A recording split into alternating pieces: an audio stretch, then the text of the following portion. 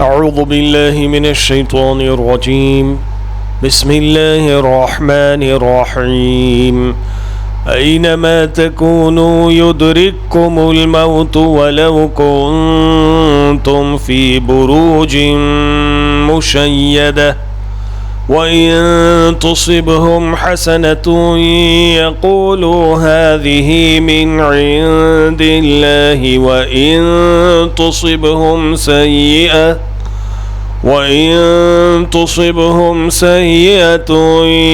يقولوا هذه من عندك قل كل من عند الله فما لهؤلاء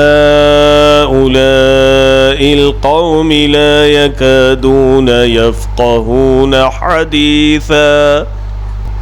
जहाँ कहीं होगे तुम आकर रहेगी तुम्हें मौत, और ख्वाह तुम हो मजबूत किलों में, और अगर पहुँचती है उन्हें कोई अच्छाई तो कहते हैं ये है अल्लाह की तरफ से, और अगर पहुँचती है उन पर कोई बुराई तो कहते हैं ये तुम्हारी वजह से ए मोहम्मद। कह दो कि सब अल्लाह की तरफ से है। तो क्या हो गया है उन लोगों को कि नहीं लगते ये कि समझ सकें कोई बात।